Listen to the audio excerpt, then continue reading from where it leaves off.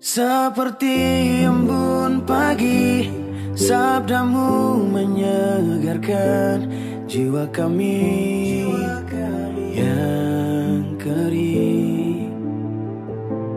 Sabda Tuhanlah jalan kebenaran dan hidup, tuntun kami hingga selamanya.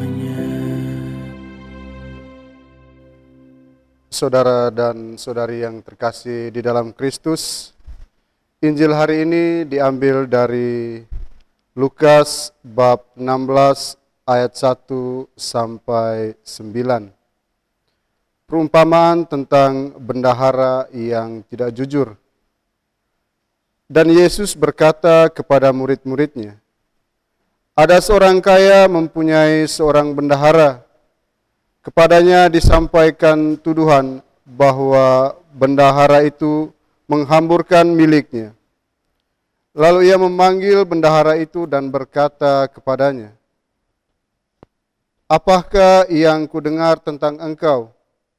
Berilah pertanggungjawaban atas urusanmu, sebab engkau tidak boleh lagi bekerja sebagai bendahara.' Kata bendahara itu di dalam hatinya, 'Apakah yang harus aku perbuat? Tuanku memecat aku dari jabatanku sebagai bendahara.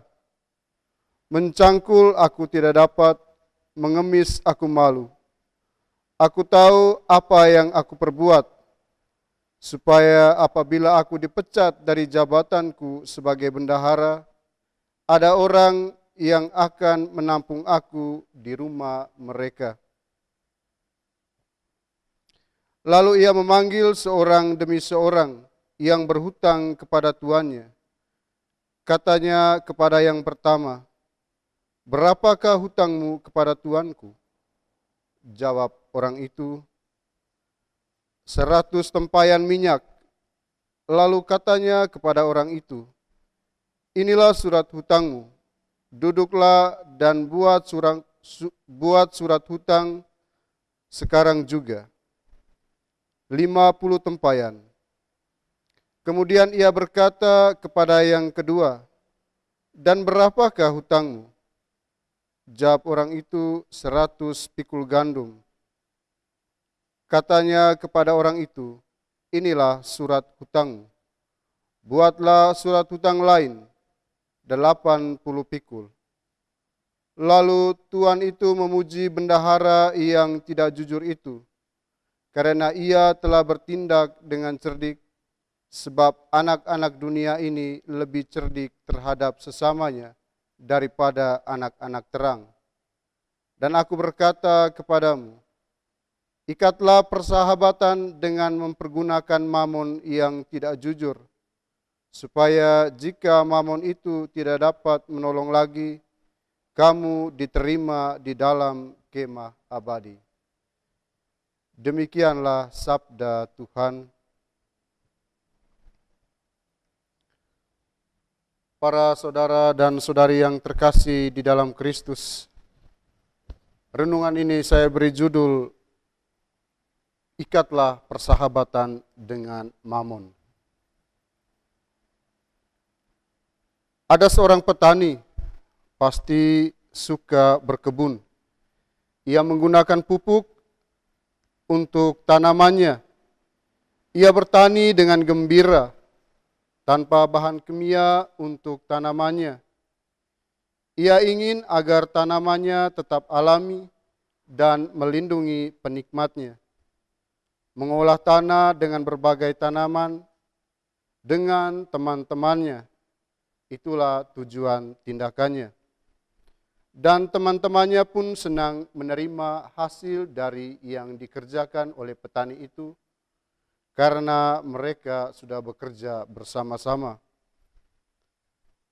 Saudara dan saudari yang terkasih di dalam Kristus, Injil hari ini bercerita tentang bendahara yang tidak jujur. Adalah ajakan orang beriman untuk segera menyelamatkan jiwanya. Injil hari ini menekankan penggunaan mamon untuk hal-hal yang baik, berderma untuk mewujudkan pendidikan, meningkatkan kesehatan, dan pemeliharaan lingkungan.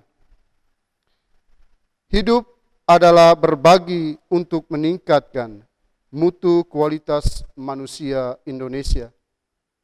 Hal itu dapat dilakukan orang-orang berduit maupun orang-orang beriman. Orang kaya tidak boleh hanya sibuk mengumpulkan harta. Mereka harus berbagi dengan berbagai cara agar terlepas dari cengkeraman uang. Ketika orang terperangkap pada nafsu uang, maka berbagai tindakan hanya untuk itu, semata-mata mencari uang atau keuntungan. Bahkan Tuhan pun maunya diperdaya demi keinginannya. Tuhan pun bisa dibayar. Ia bekerja untuk gereja, tetapi ujung-ujungnya mencari keuntungan. Perlu kita ingat bahwa dengan uang kita dapat membeli apa saja, atau seperti kata orang, segala sesuatu butuh uang, tetapi uang bukan segala-galanya. Dengan uang kita dapat membeli rumah, tetapi tidak dengan keluarga. Dengan uang kita dapat membeli dokter, membayar dokter, tetapi tidak dengan kesehatan. Dengan uang kita dapat membayar atau membeli asuransi, tetapi tidak dengan keselamatan. Dengan uang kita dapat membeli kasur, tetapi tidak dengan tidur. Oleh karena itu, segala sesuatu harus kita lakukan untuk kebaikan kita, bukan karena uang.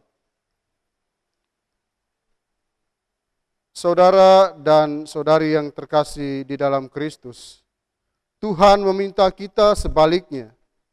Orang harus mengabdi kepada Tuhan dengan cara apapun. Bisa lewat uang, tenaga, atau keahlian yang kita miliki. Tidak bisa orang berpura-pura mengabdi Tuhan, padahal sebenarnya hanya mengejar harta. Sebab orang tidak bisa mengabdi kepada dua tuan. Saudara dan saudari yang terkasih di dalam Kristus, petani dalam cerita tadi tidak mempunyai banyak harta. Bertani adalah andalannya atau kemampuannya. Maka berbagi hasil kebun menjadi cara untuk melaksanakan perintah. Ikatlah persahabatan dengan menggunakan mamon. Dengan cara itu, perasaan gembira dan berharga tumbuh dalam hatinya. Kita bisa meneladaninya, berbagi apapun yang baik dengan gembira, agar bertumbuhlah rasa harga diri dan pengalaman indah dalam hidup bersama. Hal ini memang tidak terlihat oleh mata, maka sering diabaikan. Padahal nilai-nilai seperti berbagi dan menghargai harus terus ditumbuhkan agar kebersamaan makin kuat. Menumbuhkan nilai-nilai itu harus menjadi langkah kecil untuk memperbaiki dunia. Dan jika Tuhan berkenan, maka keselamatan tidak akan jauh dari kita. Semoga. Amin. Seperti embun pagi, sabdamu menyegarkan jiwa kami yang kering.